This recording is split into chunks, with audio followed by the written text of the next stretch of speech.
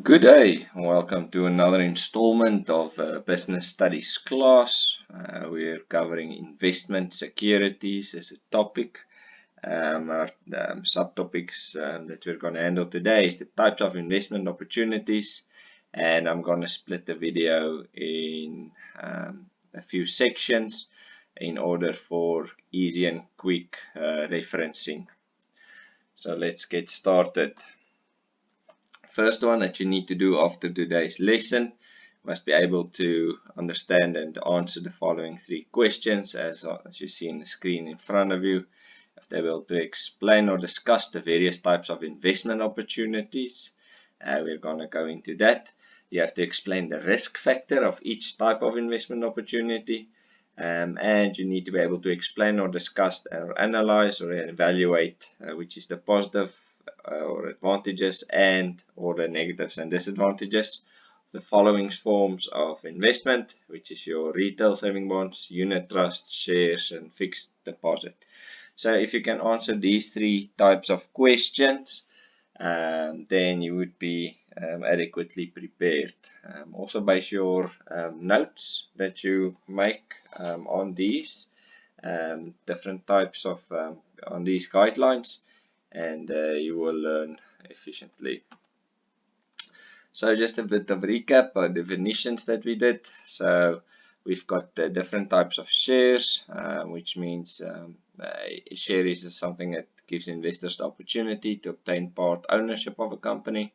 Short-term investment is an investment for a period shorter than 1 year, and long-term investment is an investment for a period longer than 1 year. Fixed rate is just as the term says, it's a rate of return that stays exactly the same for a period of time. Accumulate means interest is earned over an investment period. It's accumulated. Risk refers to the chance that your invested amount may reduce in value or you can lose it in total over a period of time due to any unforeseen circumstances. Okay, today we're going to do fixed property, mutual fund, stokvel, managed portfolio, a fixed deposit, 32-day notice account, debentures, venture capital, endowment, unit trust, shares, and retail savings bonds. So we'll probably split it up into 4 videos, each covering 3 bullet points, and the last one will probably just cover 2. Okay, so let's start with the first one, fixed property. So what's the first thing that comes to mind when you think of fixed property? Fixed property is your houses. It's land, a piece of property that you buy. Now, do you buy that every day? Do you buy and sell that? Quickly think about that. No, you buy it for the long term. There's a specific reason that you buy it once and keep it for a long term. And that is because of the transactional fees, the taxes that you pay on it. If you buy and sell property on a short-term basis, it means your asset does not get a chance to appreciate, which means, if you remember from the previous lesson, it increases in value.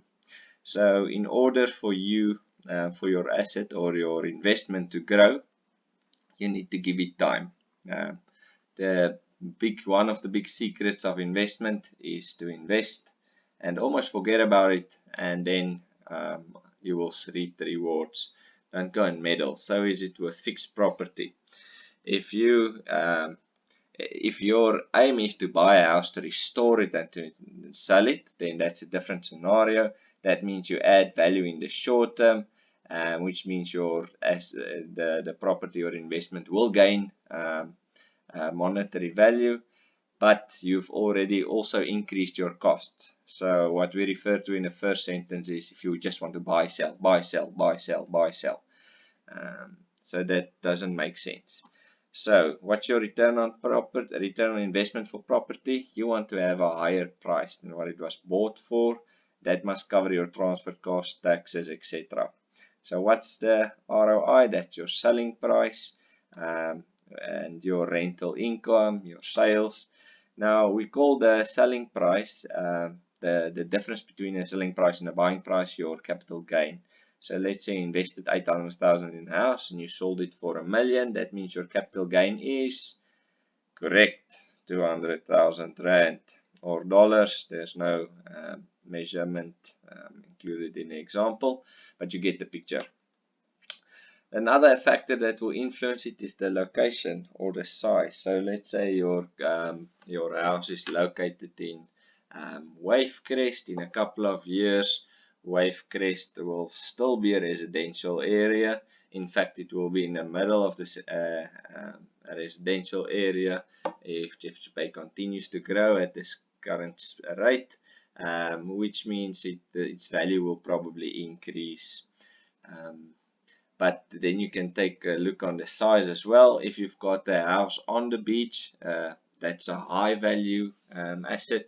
If you've got a property far away from the beach, depending on the view and the size, there's a different value linked to it. Bigger size house is worth more versus a smaller house. That's why you get different prices for a house and an apartment. So that can influence your growth in value over time. Risk involved, there's a low risk over a long term, but your risk can be influenced by economic conditions, and that can impact the value of your property. Okay, next one, mutual fund stokvel. Now here I want you to think, what is a stokvel? What is a mutual fund? Okay, when you look at the picture, you can see different hands putting in coins into a piggy bank. Okay, that is exactly what a stokvel is. There's one person that administrates a fund.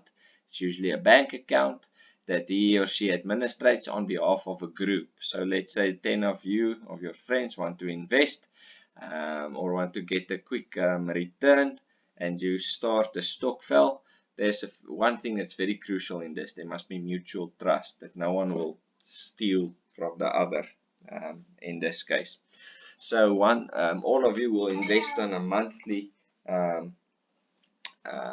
basis, monthly payment into the stokvel, and then each month a different person will get the returns from that. Okay. Now benefits of that is the banking fees, because there's one bank account that everyone shares, which means you share banking fees, which is not that much. The risk involved in a stokvel is it's quite low. Is what you put in, is what you put out, or is what you get out. Apologies. So there's a low risk. Okay. Another risk is schemers. So if you find yourself in a stokvel with a guy that's selling this brilliant idea, if it sounds too good to be true, the chances are that it probably is. Okay, so if it's linked to for example, a legal pyramid scheme, some payouts may not be possible because some of the higher members will have paid themselves up much more bigger lumps of cash, and then other members may end up losing their savings. Okay, another one is the stokvel. So the money in your saving account is safe, but there is low interest and your return is low. So as I said earlier, what you put in is what you get out. The reward and the risk is quite balanced, so that's why your return is low as well. Okay, managed portfolio. Now before we get into that, I want you to think of as we had Easter now, think of a basket filled with Easter eggs. You get different kinds of eggs, marshmallow eggs, you get chocolate eggs, you get Lindt chocolate balls, you get bunny shaped chocolate, you get different kinds of chocolate. But in the end, you've got a basket filled with different kinds of chocolate. Okay, that's the same as a managed portfolio. Here you've got different types of investments, okay, all grouped together. And when you look at it from that perspective, you want to share and diversify your portfolio, your strategy. You want to have high and low risk items, for example, shares, unit trusts, fixed property. It depends on what your taste is and what your desired outcome is. And then from there on you invest. So it's basically an investor that instructs a financial institution, a bank, or a financial advisor to manage the either of various investment assets in one portfolio. So let's say I've got an investment, I want to buy shares, I want to invest in overseas currencies, or in a different country in one of their schemes, or I want to buy government retail bonds or whatever. Then I can go to a broker. Example would be someone from PSG, and they will administer and manage my investment funds. Okay. So here you can see it's putting different eggs into a basket that is managed by one person. Just to if you've got different managers watching over different investments, you've got high costs. But here you've got one manager looking after all of that. Okay, so if something goes wrong with this basket, okay, if something happens with one of the eggs, if there's a high risk, then you've got the manager or the fund broker to look after it and to remove it, change it, and make sure that the risk reward is still in play according to what you set your goals out to be. Okay, so he may change that without informing you as the investor. Risks involved. It's quite a low risk, also over a longer period of time. And investments are made in different companies, thus the risk is spread. Okay, because you invest in different ways in different companies, your risk load is spread, as I said earlier, which means you've got a lower risk profile. And money is usually invested in a capital market. Now, in the short term, that's a high risk because this capital market is very volatile. It can change in a blink of an eyelid. But in the long term, there's always growth in the capital market. Okay, I'll stop here and continue with my next video on the next bullet, which is fixed deposits.